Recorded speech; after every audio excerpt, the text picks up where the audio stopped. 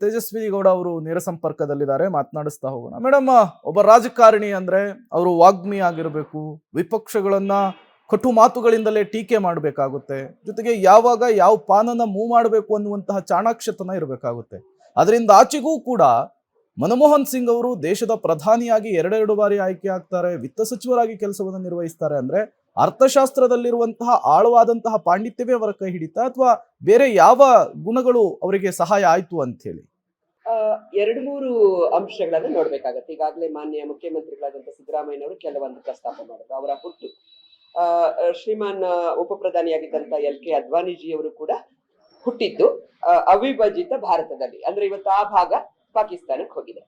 ಅದೇ ರೀತಿ ಡಾಕ್ಟರ್ ಮನಮೋಹನ್ ಸಿಂಗ್ ಅವರು ಹುಟ್ಟಿದ ಜನ್ಮಸ್ಥಳ ಕೂಡ ಇವತ್ತು ಪಂಜಾಬ್, ಪಂಜಾಬ್ ವಿಭಜನೆ ಆಯ್ತು, ಅದು ಪಾಕಿಸ್ತಾನದ ಭಾಗದಲ್ಲಿ ಇರ್ತಕ್ಕಂಥ ಇದಿದೆ. ಇಂಟರ್ನ್ಯಾಷನಲ್ ರಿಲೇಷನ್ಸ್ ಅಲ್ಲಿ ಪ್ರೇಮ ಗೊತ್ತಿಲ್ಲ, ನಾವು ಸ್ಕಾಲರ್ಸ್ ಆಗಿ ಬಂದಂತ ಅವರು ಒಂದು ಆರೋಗ್ಯಕರವಾದಂತ ನೇಬರ್ಸ್ ಅನ್ನ ಇಟ್ಕೊಳ್ತಕ್ಕಂಥದ್ದು. ಪಕ್ಕದ ಮನೆಗೆ ಬೆಂಕಿ ಬಿದ್ರೆ ನಿಮ್ಮ ಮನೆಗೂ ಬೆಂಕಿ ಬೀಳುತ್ತೆ. ಒಂದು ಅದನ್ನೇ ಒಬ್ಬ ಸುಶಿಕ್ಷಿತ ರಾಜಕಾರಣಿ precaution is better than cure ಅಂತೀವಲ್ಲ, ಒಂದು ಆರೋಗ್ಯಕರವಾದಂತ ನೇಬರ್ಹುಡ್ ಅನ್ನ ಮೇಂಟೈನ್ ಮಾಡುವಲ್ಲಿ ಡಿಪ್ಲೊಮೆಸಿ ಕೆಲಸ ಮಾಡಬೇಕು. ಮಾತುಕತೆ, ಮಾಂಟೆಸಿಂಗ್ ಅಲುವಾಲಿಯಾ ಹೇಗೆ ಹಣಕಾಸು ಯೋಜನಾ ಆಯೋಗದಲ್ಲಿ ಕೆಲಸ ಮಾಡ್ತಾ, ಅಂದ್ರೆ ಈಗ ನೋಡಿ, ಪಾಕಿಸ್ತಾನವನ್ನ ಇಮೋಷನಲ್ ಕಾರಣಕ್ಕೆ ರಾಜಕೀಯಕ್ಕೆ ಬಳಸ್ಕೊಳ್ಳೋದಕ್ಕೆ ಬಿಜೆಪಿ ಅಟ್ಯಾಕ್ ಮಾಡುತ್ತೆ. ಪಾಕಿಸ್ತಾನದ ಜೊತೆ ನಿಮ್ಮ ಆರ್ಥಿಕವಾದಂತ ವ್ಯವಹಾರಗಳು ನಿಂತಿದೆಯಾ? ಇಲ್ಲ. ಎಮೋಷನಲ್ ಆಗಿ ಮಿಸ್ಲೀಡ್ ಮಾಡಬಾರ್ದು ಭಾರತವನ್ನ ಅಥವಾ ಮುಗ್ಧ ಜನತೆಯನ್ನ. ಇಶ್ಯೂ ಬೇಸ್ಡ್ ಡಿಫರೆನ್ಸಸ್ ಬೇರೆ, it is A reality. America ದೂರದಲ್ಲಿದೆ, ಪಾಕಿಸ್ತಾನ ನೆಕ್ಸ್ಟ್ ಡೇ ಇದೆ, ಬಾಂಗ್ಲಾದೇಶ ನೆಕ್ಸ್ಟ್ ಡೇ ಇದೆ, ಬರ್ಮಾ ನೆಕ್ಸ್ಟ್ ಡೇ ಇದೆ, ಶ್ರೀಲಂಕಾ ನೆಕ್ಸ್ಟ್ ಡೇ ಇದೆ, ಚೈನಾ ಅದ್ರ ಪಕ್ಕದಲ್ಲೇ ಇದೆ. ಅಂದ್ರೆ ಅಲ್ಲಿ ದಾಳಿ ಆದ್ರೆ ತಕ್ಷಣ ಅನುಭವಿಸ್ತಕ್ಕಂಥವ್ರು ನಾವು. ಹಾಗಾಗಿ ಮಾತುಕತೆ ಮೂಲಕ, ಡಿಪ್ಲೊಮೆಸಿ ಮೂಲಕ, ಇಂಟರ್ನ್ಯಾಷನಲ್ ರಿಲೇಷನ್ಸ್ ಮೂಲಕ, ವ್ಯವಹಾರಗಳ ಮೂಲಕ ಅದನ್ನು ಒಂದು ಅಸ್ತ್ರವನ್ನಾಗಿ ಹೇಗ್ ಬಳಸಬಹುದು ಅನ್ನೋದಕ್ಕೆ ಡಾಕ್ಟರ್ ಮನಮೋಹನ್ ಸಿಂಗ್ ಅಂತ ಒಬ್ಬ ಸುಶಿಕ್ಷಿತ ಪಾಲಿಟಿಷಿಯನ್ ಅನೇಕ ದಾರಿಗಳನ್ನ ತೋರಿಸಿದ್ದಾರೆ. ಈಗ ಮನ್ರೇಗಾ ವಿಚಾರಕ್ಕೆ ಬಂದ್ರೆ, ಭಾರತ ದೇಶದಲ್ಲಿ ನಿರುದ್ಯೋಗ ಸಮಸ್ಯೆ ಇದ್ದಾಗ ಯಾವುದೇ ವ್ಯಕ್ತಿ ಅದ್ರ ನಮ್ಮ ನರೇಗಾ ಅಂತ ನಮಗೆ ಕರಿತೀವಿ, ಅದರ ಒಟ್ಟಾರೆ ಸಾರಾಂಶ 100 ದಿನಗಳ ಕಾಲ ಒಬ್ಬ ಮನುಷ್ಯ ಕೆಲಸ ಮಾಡ್ತೀನಿ ಅಂತಕ್ಕಂಥವ್ರಿಗೆ ಕೆಲಸ ಕೊಡ್ಬೇಕು ಅಂತಕ್ಕಂಥ ಒಂದು ಮಿನಿಮಮ್ ವೇಜಸ್ ಫಿಕ್ಸ್ ಮಾಡಿ ಇವತ್ತದು 300 ರೂಪಾಯಿ ತನಕ ಹೋಗಿದೆ. ಮೇಡಮ್, ನೀವು ವಿವರಿಸ್ತಾ ಇದ್ರಿ ಬೇರೆ ರಾಜಕಾರಣಿಗಳಿಗಿಂತ ಡಾಕ್ಟರ್ ಮನಮೋಹನ್ ಸಿಂಗ್ ಹೇಗೆ ಭಿನ್ನ ಅಂತ ಹೇಳಿ, ಕಂಟಿನ್ಯೂ ಮಾಡಬಹುದಾ ಅಂತ? ಪ್ರೇಮ್, ಕಟ್ಟುವಾಗಿ ಹೇಳ್ಬೇಕಾಗತ್ತೆ ಪ್ರೇಮ್, ಕೆಲವೆಲ್ಲ ಅವ್ರು ಇವತ್ತಿಲ್ಲ.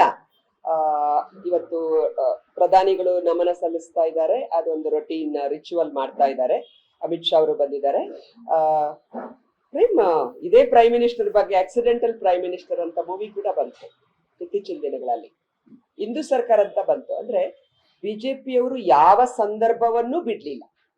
ಡಾಕ್ಟರ್ ಮನಮೋಹನ್ ಸಿಂಗ್ ಅವರಿಗೆ 2ನೇ ಸಾರಿ ಕಾಂಗ್ರೆಸ್ ಪಕ್ಷ ಅನುವು ಮಾಡ್ಕೊಡ್ಬೇಕಾದ್ರೆ ಸುಲಭವಾಗಿರ್ಲಿಲ್ಲ. ನೋಡಿ, ಫಸ್ಟ್ ಟೈಮ್ ರಾಹುಲ್ ಅವರು ಮಂತ್ರಿ ಆಗ್ಬೇಕು, ಅದರಲ್ಲಿ ಸೇರ್ಕೋಬೇಕು ಅನ್ನೋದು ಇಚ್ಛೆ ಇತ್ತು, ಮತ್ತೆ ಅವರಿಗೆ ಅರ್ಹತೆ ಕೂಡ ಇತ್ತು. ಹೊಸಬ್ರಿಗೆ ನೀವು ಅವಕಾಶನೇ ಕೊಟ್ಟಿಲ್ಲ ಅಂದ್ರೆ ನಾನಾಗ್ಲಿ ಇನ್ನೊಬ್ರಾಗ್ಲಿ ಹೇಗಾಗತ್ತೆ? ಇವತ್ತು ಜ್ಯೋತಿರಾದಿತ್ಯ ಸಿಂಧ್ಯಾ ನಮ್ಮಲ್ಲಿ 10 ವರ್ಷ ಮಂತ್ರಿ ಆಗಿದ್ರು ಕಾಂಗ್ರೆಸ್ ನಲ್ಲಿ. ಪುರಂದ್ರೇಶ್ವರಿ ಇರ್ಬಹುದು, ನನ್ನ ಅನೇಕ ಸ್ನೇಹಿತರು. ನನಗೂ ಕೂಡ ಮೊಟ್ಟ ಮೊದಲ ಬಾರಿಗೆ ನನಗೆ ಮತ್ತು ಜ್ಯೋತಿರಾದಿತ್ಯ ಸಿಂಧ್ಯಾ ಇಬ್ಬರಿಗೇನೆ ಆ ಮಿನಿಸ್ಟ್ರಿಯಲ್ಲಿ ಅವಕಾಶವನ್ನ ಮೆರಿಟ್ ಬೇಸಿಸ್ ಮೇಲೆ ಕೊಟ್ಟಿದ್ದು. ನಮಗ್ ಗೊತ್ತಿಲ್ಲ, ನನಗೆ ಇವತ್ತಿಲ್ಲ. ಅವರು ಪ್ರಿಯರಂಜನ್ ದಾಸ್ ಮುನ್ಷಿ ಅಂತ ಹೇಳಿ ಅವರು ಪಾರ್ಲಿಮೆಂಟರಿ ಅಫೇರ್ಸ್ ಮತ್ತು ಇದನ್ನ ಹೇಳಿದ್ರು. ಅಂದ್ರೆ ಡಾಕ್ಟರ್ ಮನಮೋಹನ್ ಸಿಂಗ್ ಮತ್ತು ಸೋನಿಯಾಜಿ ಅವರದೇ ಆದ ಒಂದು ನಿಲುವುಗಳನ್ನ, ನಾನು ಸೌತ್ ಇಂದ ಗೆದ್ದಿದ್ದೆ, ಒಂದು ಜರ್ನಲಿಸ್ಟ್ ಹೆಣ್ಮಗಳು, ವಿದ್ಯಾವಂತಳಿದ್ದಾಳೆ, ಒಳ್ಳೆ ಮೆಸೇಜ್ ಹೋಗುತ್ತೆ ಅನ್ನೋದು ಕಾರಣ ಅಂತೆ ನನಗೆ ಮುನ್ಷಿ ಅವರು ಹೇಳಿದ್ದು. ಹಾಗೇನೆ ಜ್ಯೋತಿರಾದಿತ್ಯ ಸಿಂಧ್ಯಾ ಒಂದು ರಾಯಲ್ ಫ್ಯಾಮಿಲಿಯಿಂದ ಬಂದಿದ್ದಾರೆ, ಅವ್ರ ತಂದೆ ತೀರ್ಕೊಂಡಿದ್ದಾರೆ. ಇಬ್ರು ಯೂತ್ಸ್ ಕೊಟ್ರೆ ಚೆನ್ನಾಗತ್ತೆ ಅಂತ, ಯಾಕಂದ್ರೆ ಫಸ್ಟ್ ಟೈಮ್ ಬಂದಾಗ ಒತ್ತಡ ಜಾಸ್ತಿ ಇರುತ್ತೆ. ಇಬ್ರು ಯೂತ್ಸ್ ಅನ್ನ ಕೊಡ್ಬೇಕು ಅಂತ ಹೇಳಿ ಆಗಿತ್ತು. ಅದು ಬೇರೆ ಬೇರೆ ಕಾರಣಗಳೆಲ್ಲ ಬಿಡಿ, ಅದಾಯ್ತು. ಹಾಗೇನೆ ತುಂಬಾ ಜನ ಯೂತ್ಸ್ ಅವಕಾಶವನ್ನ ಮಾಡ್ಕೊಟ್ರು. ಆಮೇಲೆ ಡಾಕ್ಟರ್ ಮನಮೋಹನ್ ಸಿಂಗ್ ಅವರನ್ನ ಯಾವತ್ತೂ ಕೂಡ ಒಂದು ಗೊಂಬೆಯಾಗಿ, ತುಂಬಾ ಅವರ ವ್ಯಕ್ತಿತ್ವಕ್ಕೆ ತುಂಬಾ ತೇಜೋವಧೆ ಮಾಡುವಂತ ರೀತಿಯಲ್ಲಿ ಕುಗ್ಗಿಸುವಂತ ಕೆಲಸವನ್ನ ಬಿಜೆಪಿ ಮಾಡ್ತು. ಒಂದಷ್ಟು ಮೀಡಿಯಾಗಳು ಅದರ ಜೊತೆಗೆ ಪಾಲುದಾರರಾಗಿ ಆಕ್ಸಿಡೆಂಟಲ್ ಪ್ರೈಮ್ ಮಿನಿಸ್ಟರ್ ಅನ್ನೋ ಮೂವಿನೇ ಅದಕ್ಕೆ ಸಾಕ್ಷಿ ಅನ್ನೋದನ್ನ ನಾನು ಹೇಳಬೇಕಾಗತ್ತೆ. ಇವತ್ತು ಅವರು ಸಾರ್ಥಕ ಜೀವನ ನಡೆಸಿದ್ದಾರೆ, ಒಳ್ಳೆಯ ಜೀವನವನ್ನ ನಡೆಸಿ ದೇಶಕ್ಕೆ ಕೊಡುಗೆಯನ್ನ ಬಿಟ್ಟೋಗಿದ್ದಾರೆ. 2009 ಅಲ್ಲಿ UPA 2 ನಲ್ಲಿ ನೋಡಿ, ಒಂದು ಕಡೆ ನಾನು ಹೇಳಿದೆ ಎಷ್ಟು ಸ್ಟಾಲ್ವರ್ಟ್ಗಳು. ಪ್ರಣಬ್ ಮುಖರ್ಜಿ ಡಿಫೆನ್ಸ್ ಮಿನಿಸ್ಟರ್ ಆಗಿದ್ರು, ಆಮೇಲೆ ಎಕ್ಸ್ಟರ್ನಲ್ ಅಫೇರ್ಸ್ ಮಿನಿಸ್ಟರ್ ಆಗಿದ್ರು, Natwar Singh external affairs minister ಆಗಿದ್ರು, ಚಿದಂಬರಂ ಫಿನಾನ್ಸ್ ಮಿನಿಸ್ಟರ್ ಆಗಿದ್ರು, ಪ್ರಣಬ್ ಮುಖರ್ಜಿ ಮತ್ತೆ ಫಿನಾನ್ಸ್ ಮಿನಿಸ್ಟರ್ ಆದ್ರು. ಇಂಥ ದಿಗ್ಗಜರನ್ನ ಮತ್ತೆ ನಮ್ಮ ಕೃಷಿ ಸಚಿವರು ಯಾವ ಶರದ್ ಪವಾರ್ ಅವರು ವಿರೋಧ ಮಾಡ್ಕೊಂಡು ಆಚೆ ಬಂದ್ರು. ಸೋನಿಯಾಜಿಯನ್ನು ಅಟ್ಯಾಕ್ ಮಾಡಿನೇ ಅವರು ಆಚೆ ಹೋಗಿದ್ದು, ಸಂಗ್ಮಾ ಮತ್ತು ಶರದ್ ಪವಾರ್ ಅವರೆಲ್ಲ ಕೂಡ. ಅಂದ್ರೆ ಇಂಥ ಒಂದು ಕಟುವಾದ ನಿಲುವನ್ನು ಹೊಂದಿದವರನ್ನು ಕೂಡ ಕ್ಯಾಬಿನೆಟ್ ಅಲ್ಲಿ ಇಟ್ಕೊಂಡು ಒಂದು ಪ್ರೈಮ್ ಮಿನಿಸ್ಟರ್ ಕೆಲಸ ಮಾಡೋದಿದೆಯಲ್ಲ, ಒಂದು ದೊಡ್ಡ ಚಾಲೆಂಜ್. ಶ್ರೀಮತಿ ಸೋನಿಯಾ ಗಾಂಧಿ ಅವರ ಸಂಪೂರ್ಣವಾದಂತ ಸಹಕಾರ ಮತ್ತು ಒಂದು ಪ್ರೋತ್ಸಾಹ ಇಲ್ಲದೆ ಇದ್ರೆ ಸಾಧ್ಯ ಇಲ್ಲ. ನಂಬರ್ 2, ಶಹಜಾದೆ ಅಂತ ಕರೆದ್ರು. ರಾಹುಲ್ ಅವರು ಮಿನಿಸ್ಟರ್ ಆಗ್ಬಿಟ್ರೆ ಪ್ರೈಮ್ ಮಿನಿಸ್ಟರ್ ಅನ್ನ ಅವರ ಇದನ್ನ ಕುಗ್ಸೋದಿಕ್ಕೆ ಅಂತೆಲ್ಲ ಅಟ್ಯಾಕ್ ಅನ್ನ ಮಾಡಿದ್ರು. ಕೊನೆಗೆ ರಾಹುಲ್ ಅವ್ರು, ನನ್ನ ದೃಷ್ಟಿಯಲ್ಲಿ ಅದೊಂದು ತಪ್ಪು ಅಂತಾನೆ ನಾನು ಹೇಳ್ತೀನಿ. ರಾಹುಲ್ ಮಂತ್ರಿ ಆಗ್ಲೇ ಇಲ್ಲ.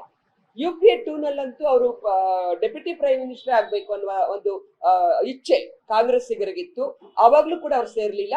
ಅತಿ ಸೂಕ್ಷ್ಮತೆಯನ್ನ ಪ್ರದರ್ಶನ ಮಾಡಿದ್ರು ರಾಹುಲ್ ಗಾಂಧಿ ಅವರು. ಯಾಕಂದ್ರೆ ದೇಶವನ್ನ ಮುನ್ನಡೆಸಬೇಕಾದ್ರೆ ಒಂದು ಕಲೆಕ್ಟಿವ್ ಲೀಡರ್ಶಿಪ್ ಅಲ್ಲಿ ಇವತ್ತು ಅನೇಕ ಮಂದಿ ಎಲ್ಲ ಬಿಜೆಪಿನಲ್ಲೇ ಇದ್ದಾರೆ. ಇಲ್ಲಿ ತುಂಬಾ ಸಚಿವರು ಇವತ್ತು ನಮ್ಮ ಜತಿನ್ ಪ್ರಸಾದ ತಗೊಳ್ಳಿ, UP ಇಂದ ತುಂಬಾ ಜನ, RK ಶರ್ಮಾ, ಅನೇಕ ಮಂದಿಯನ್ನ ಬಿಜೆಪಿ ಅವರು ಕರ್ಕೊಂಡು ಇವತ್ತು ಮಂತ್ರಿಗಳು ಮಾಡ್ಕೊಂಡಿದ್ದಾರೆ. ಅವ್ರಿಗೆಲ್ಲ ಮೊದಲ ಅವಕಾಶ ಕೊಟ್ಟಿದ್ದು UPA ನಲ್ಲಿ ಡಾಕ್ಟರ್ ಮನಮೋಹನ್ ಸಿಂಗ್ ಅವರು ಮತ್ತು ಶ್ರೀಮತಿ ಸೋನಿಯಾಜಿ ಅವರು ಅನ್ನೋದನ್ನ ಅದು ಕಟು ಸತ್ಯ ನಾವು ನೆನೆಸ್ಕೋಬೇಕಾಗತ್ತೆ. ಸೊ ಹಾಗಾಗಿ ಅವರನ್ನ ಕೈಗೊಂಬೆ ಪ್ರೈಮ್ ಮಿನಿಸ್ಟರ್ ರೀತಿಯಲ್ಲಿ ಅವ್ರ ನೀವು ನೋಡಿ, ನೀವು ಆಕ್ಸಿಡೆಂಟಲ್ ಪ್ರೈಮ್ ಮಿನಿಸ್ಟರ್ ಈ was not accidental prime minister. ಅವರು ಇನ್ಸಿಡೆಂಟಲ್ ಪ್ರೈಮ್ ಮಿನಿಸ್ಟರ್. ಬೇಕು ಅಂತಾನೆ ಅವ್ರನ್ನ ಮಾಡಿದಂತದ್ದು. ಸಿಖ್ಖರೆಲ್ಲ ನಮಗೆ ವಿರೋಧ ಮಾಡಿದ್ದಾರೆ, ಅದರಿಂದ ಏನು ಲಾಭ ಆಗೋದಿಲ್ಲ, ನಮಗೇನು ರಾಜಕೀಯ ಲಾಭ ಆಗೋದಿಲ್ಲ, ಅವರ ಡಾಕ್ಟರ್ ಮನಮೋಹನ್ ಸಿಂಗ್ ಅವ್ರನ್ನ ಮತ್ತೆ ಮುಂದುವರಿಸೋದ್ರಲ್ಲಿ ಎನ್ನುವಂತ ಅಭಿಪ್ರಾಯವನ್ನ ವಿದಿನ್ ದಿ ಕಾಂಗ್ರೆಸ್ ಬಂದ್ರು ಕೂಡ ಅದನ್ನೆಲ್ಲ ಬದಿಗೊತ್ತಿ ಇತರೆ ಮಿತ್ರ ಪಕ್ಷಗಳನ್ನ ಸಮಾಧಾನ ಪಡಿಸಿ ಶ್ರೀಮತಿ ಸೋನಿಯಾ ಗಾಂಧಿ ಅವರು ಅವರಿಗೆ ಬೆನ್ನೆಲುಬಾಗಿ ನಿಂತರು. ಅದು ದೇಶದ ಹಿತದೃಷ್ಟಿಯಿಂದ, ಪ್ರಗತಿಯ ಹಿತದೃಷ್ಟಿಯಿಂದ, ಕಾಂಗ್ರೆಸ್ನ ಹಿತದೃಷ್ಟಿಯಿಂದ ಅಲ್ಲ, ಸ್ವಾರ್ಥದ ಹಿತದೃಷ್ಟಿಯಿಂದ ಅಲ್ಲ ಅಂತಕ್ಕಂಥದನ್ನ ಇತಿಹಾಸ ಪ್ರೂವ್ ಮಾಡಿದೆ. ನಾನು ಶ್ರೀಮತಿ ಸೋನಿಯಾ ಗಾಂಧಿ ಅವರನ್ನ ಅಟ್ಯಾಕ್ ಮಾಡೋದಕ್ಕೋಸ್ಕರ ಮನಮೋಹನ್ ಸಿಂಗ್ ಅವ್ರನ್ನೂ ಕೂಡ ದುರ್ಬಳಕೆ ಅವರಿಗೆ ತೇಜೋವಧ ಮಾಡಿದ್ರು ಅನ್ನೋದನ್ನ ಹೇಳುವ ಪಾಯಿಂಟ್ ಅನ್ನ ಮಾಡ್ತಾ ಇದ್ದೀನಿ ಅಷ್ಟೇ. ನರೇಗಾ ವಿಚಾರದಲ್ಲಿ ಇಂಪ್ಲಿಮೆಂಟೇಷನ್ ಹೋದಾಗ ಅಲ್ಲೆಲ್ಲ ಸ್ವಲ್ಪ ವ್ಯತ್ಯಾಸಗಳಿದೆ ಅಂತ ಹೇಳಿದಾಗ ನಾವೆಲ್ಲ ಯಂಗ್ MPs ಗೆದ್ದೋಗಿದ್ವಿ. ಅಲ್ಟಿಮೇಟ್ಲಿ ನಾವು ಜನರ ಜೊತೆ ಮತ್ತೆ UPA 1 ವಿಚಾರ ಹೇಳ್ತಾ ಇದ್ದೀನಿ. ಆಗ ನಾವೆಲ್ಲ ಹೇಳಿದ್ವಿ ಪ್ರೈಮ್ ಮಿನಿಸ್ಟರ್ ನ ಮೀಟ್ ಮಾಡಿ, ಮತ್ತೆ ಪ್ರೈಸ್ ರೈಸ್ ಕೂಡ ಇತ್ತು.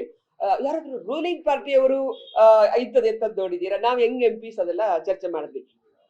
ಕೊನೆಗೆ ರಾಹುಲ್ ಗಾಂಧಿ ಅವರ ಲೀಡ್ ಮಾಡ್ಬೇಕು ಅಂತ ಅವರೆಲ್ಲ, ಇಲ್ಲ ನೀವು ಯಾರಾದ್ರೂ ಒಬ್ರು ಲೀಡ್ ಮಾಡಿ ಅಂತ. ನಾವೆಲ್ಲ ಲೀಡ್ ಮಾಡಿದ್ರೆ 4ನೇ ಪೇಜ್ ಅಲ್ಲಿ ಹಾಕ್ತಾರೆ, ನೀವು ನಮ್ಮ ನಾಯಕರು, ನೀವು ಲೀಡ್ ಮಾಡ್ಬೇಕು ಅಂತೇಳಿ ರಾಹುಲ್ ಗಾಂಧಿ ಅವ್ರನ್ನ ಕೇಳಿ ಹೋದ್ವಿ. ಇವಾಗ ಸೋ ಪ್ಲೆಸೆಂಟ್, ಅಂದ್ರೆ ತುಂಬಾ ಮುಕ್ತವಾಗಿ, ಅವರಿಗೆ ತುಂಬಾ ಇಷ್ಟ. ಯಂಗ್ಸ್ಟರ್ಸ್, ಓದಿರ್ತಕ್ಕಂಥವ್ರು, ದೇಶದ ಬಗ್ಗೆ ಅಪಾರವಾದ ಪ್ರೀತಿ ಇದ್ದಂತ ಪ್ರೈಮ್ ಮಿನಿಸ್ಟರ್ ಆಗಿದ್ರು ಮನಮೋಹನ್ ಸಿಂಗ್ ಅವರು. ಹಸನ್ಮುಖಿ, ಕೇಳಿಸ್ಕೊಳ್ಳೋರು. ಆಮೇಲೆ ತಕ್ಷಣ ಕರೆದು ಒಂದು ಕಡೆ, ಆಮೇಲೆ ನಮ್ಗೆಲ್ಲ ಆಕ್ಚುಲಿ ಸೋನಿಯಾಜಿ ಅವರು, ಏನದು ನೀವು ಎಲ್ಲ ರೂಲಿಂಗ್ ಪಾರ್ಟಿ MPs ಆಗಿ ಡೆಲಿಗೇಷನ್ ತಗೊಂಡೋಗಿದ್ದೀರಾ ಅಂತ. ಮೇಡಮ್, ನಾವು ಮತ್ತೆ ಗೆದ್ದು ಬರ್ಬೇಕು, ಈ ರೀತಿ ಜನ ಹೇಳ್ತಾ ಇದ್ದಾರೆ, ಹಾಗಾಗಿ ನಮ್ಮ ಪ್ರೈಮ್ ಮಿನಿಸ್ಟರ್ ಹತ್ರ ನಾವು ಅಷ್ಟು ಇಂಟರ್ನಲ್ ಡೆಮಾಕ್ರಸಿ ಇತ್ತು ಅನ್ನೋದನ್ನ ಹೇಳುವ ಪ್ರಯತ್ನ ನಾನು ಮಾಡ್ತಾ ಇದ್ದೇನೆ ಅಷ್ಟೇ.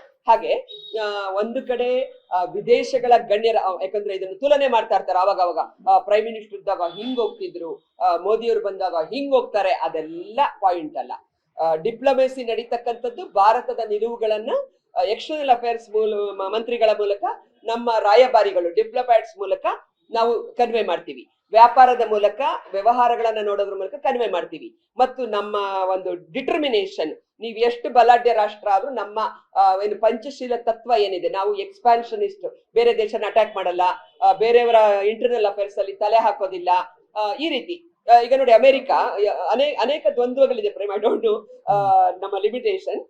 ಈಗ ಅಮೆರಿಕ ಜೊತೆ ಟ್ರಂಪ್ ಎಲೆಕ್ಷನ್ ಅಲ್ಲಿ ಭಾರತ ಇನ್ವಾಲ್ವ್ ಆಗೋಂಗಿಲ್ಲ, ಅಥವಾ ಯಾಕಂದ್ರೆ ರಷ್ಯಾ ದೇಶ ಜೀವನದುದ್ದಕ್ಕೂ, ಇತಿಹಾಸದುದ್ದಕ್ಕೂ ಭಾರತದ ಹಿತಕ್ಕೆ ರಷ್ಯಾ ಯಾವತ್ತೂ ನಮಗೆ ಸಪೋರ್ಟ್ ಆಗಿ ನಿಂತಿದೆ. ರಷ್ಯಾದಲ್ಲಿ ಯಾವ ಸರ್ಕಾರ ಇರಲಿ, ಯಾವುದೇ ಬಿಡ್ಲಿ, ನೆಹರೂರವರ ಕಾಲದಿಂದ ಹಿಡಿದು, ಯಾಕಂದ್ರೆ ಟೆಸ್ಟೆಡ್ ಫ್ರೆಂಡ್ಸ್ ಅವರೆಲ್ಲ ಕೂಡ. ಬಾಂಗ್ಲಾದೇಶದಲ್ಲಿ ಇವತ್ತು ಪಾಕಿಸ್ತಾನದ ಶಿಪ್ಸ್ ಎಲ್ಲ ಬಂದು ನಿಂತಿದೆ. ಚೈನಾ ದೇಶದ ಒಂದು ವೆಪನರಿ ಬಂದು ಪಾಕಿಸ್ತಾನಕ್ಕೆ ಇತ್ತೀಚೆಗೆ ಆಗ್ತಕ್ಕಂಥ ನೋಡ್ತಾ ಇದ್ದೀರಿ. ಕಾಂಗ್ರೆಸ್ ಯಾವತ್ತೂ ಕೂಡ ಐತಿಹಾಸಿಕವಾಗಿ ಒಳ್ಳೆಯ ನಿರ್ಧಾರಗಳನ್ನೇ ಮಾಡಿತ್ತು ದೇಶದ ದೃಷ್ಟಿಯಿಂದ.